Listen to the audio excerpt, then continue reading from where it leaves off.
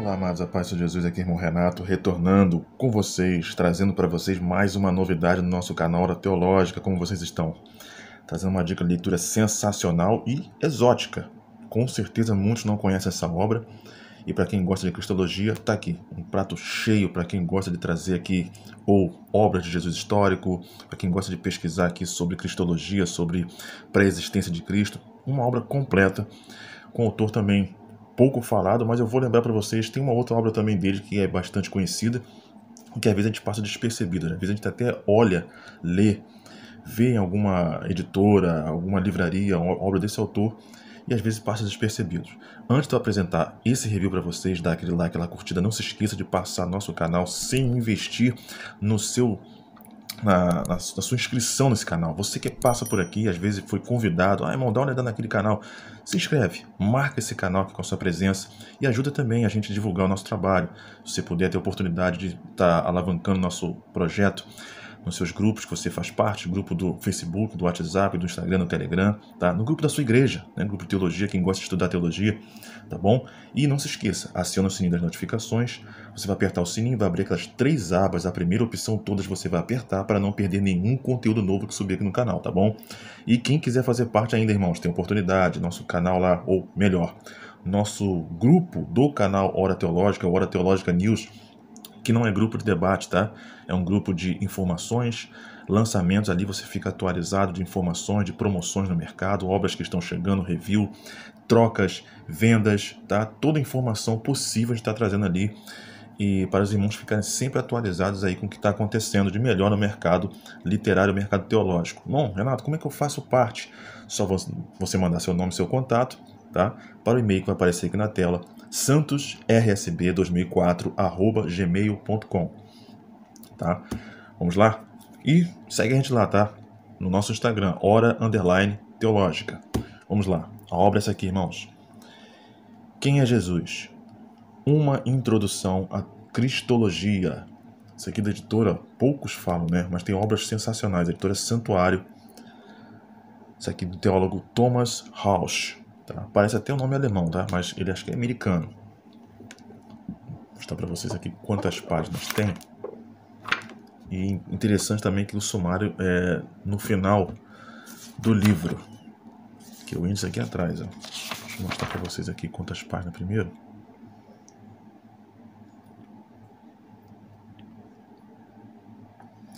Aqui, ó. Você tem 347 páginas, tá? Quem é aqui o Thomas Rausch? Thomas P. Rausch é professor de teologia católica na Universidade Loyola Marymount, em Los Angeles, Estados Unidos. É especialista em eclesiologia, ecumenismo e em teologia para o clero. Entre suas obras traduzidas para o português, citamos Introdução à Teologia, tá? Que é da editora Paulus. Quem conhece pode procurar essa obra aqui, de 2004. E O Catolicismo na Aurora do Terceiro Milênio, 2000. Vamos lá. Como eu falei, o sumário aqui atrás. Se ficar escuro, irmãos, vocês me perdoem, tá? Por causa realmente da claridade, eu estou fazendo aqui de noite e a luz às vezes não ajuda muito. Aqui o índice, ó. Você tem aqui agradecimentos. Introdução à imagem de Jesus, ponto de partida para a cristologia. As 3 buscas do Jesus histórico, a primeira parte, né? A primeira busca, de Reimarus a Schweitzer. Essa obra aqui é fantástica, irmãos. Ele vai dialogar com vários autores, vários teólogos. A nova busca, de Käsemann a Schleiermacher. Vai contar esse Schleiermacher aqui, do Art Schleiermacher, tá? Quem conhece aquela obra Jesus, a História de um Vivente, que é da editora Paulus, tá? É dele, na capa toda vermelha. Tem até também review aqui no canal. A terceira busca, conclusão. 2. Considerações metodológicas. Da cristologia pré-crítica à cristologia crítica, o desenvolvimento da tradição do Evangelho, o desenvolvimento do Novo Testamento, resgatando o Jesus histórico, critérios duvidosos, conclusão. Aqui, ó. 3. O pano de fundo judaico, a tradição messiânica, a tradição da sabedoria, a tradição apocalíptica.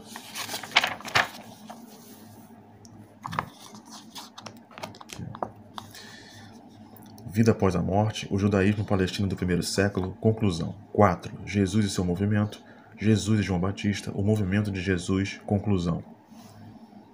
5. A pregação e o ministério de Jesus, os ditos de Jesus, as parábolas de Jesus, o reino de Deus, uma nota a respeito da tradição do milagre. Conclusão.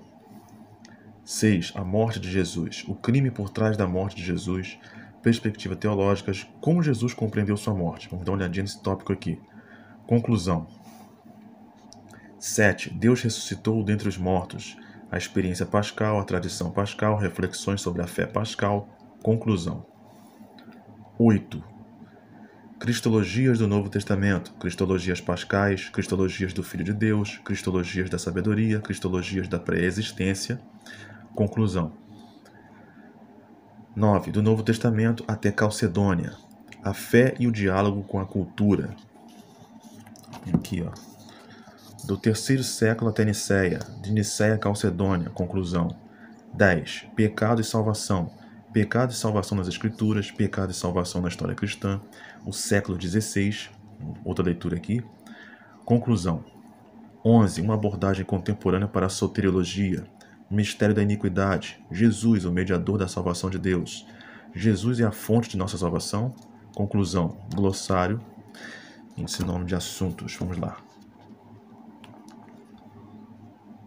Vamos lá para a página 170.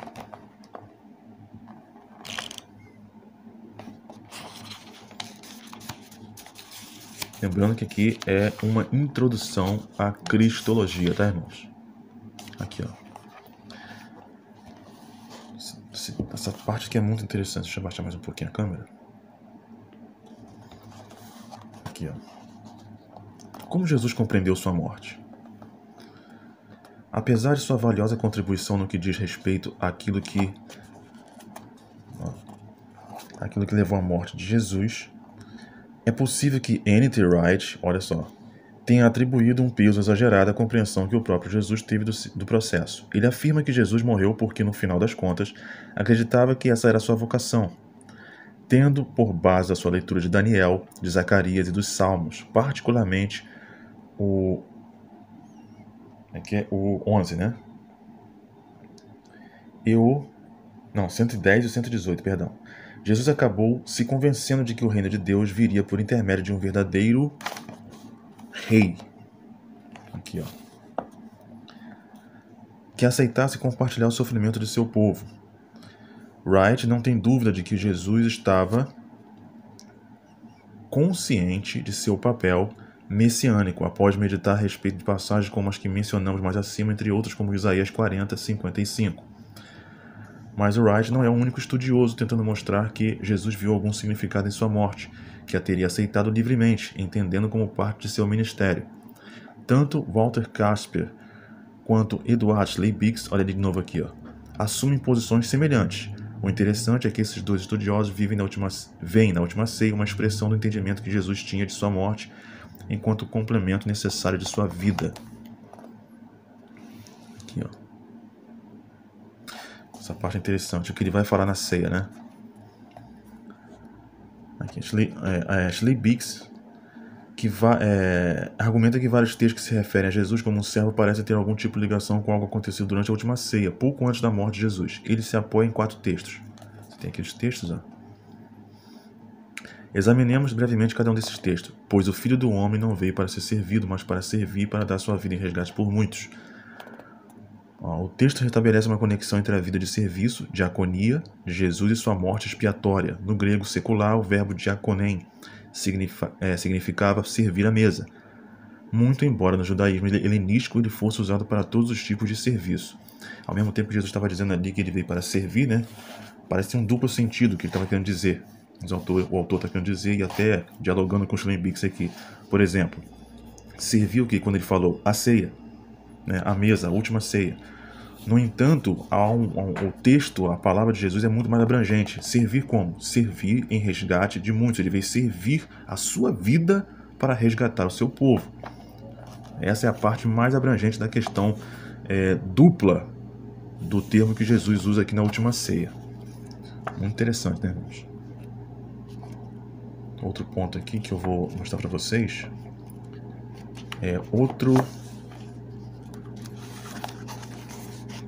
como o autor vai dialogar também na questão ali do século XVI. posicionamento de alguns autores. Aqui, ó. Século XVI. Aqui ele começa também falando sobre Lutero. Ó. Lutero foi bastante influenciado pelo pessimismo agostiniano. Ele estava convencido de que o gênero humano estava submetido à cólera divina, ainda que essa cólera fosse uma obra estranha a Deus, oposta à obra própria de Deus, que é o amor. Somente Cristo poderia salvar os seres humanos daquela cólera resultante da ira justificada de Deus diante do pecado.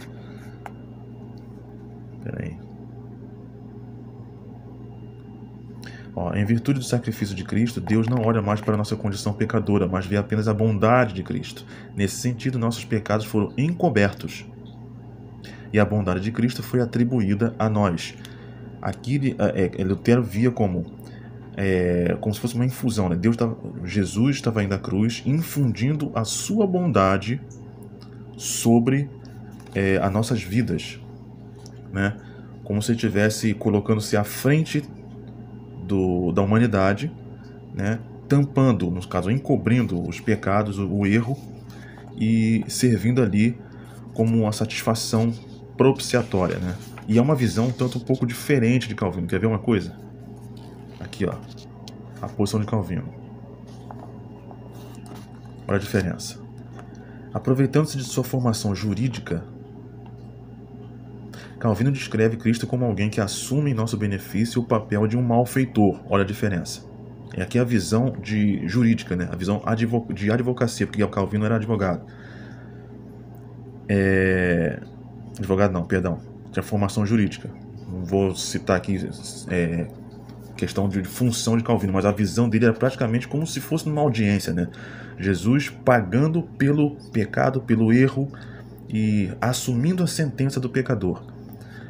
Alguém que é condenado por um juiz exatamente da forma como nós somos culpados perante Deus e sujeito a uma punição. Aquela visão de que ele não tem como pagar a sua fiança, a sua sentença, ele está condenado. Não, deixa que eu vou por ele, pago por ele, sou punido por ele. Essa é a visão de Calvino.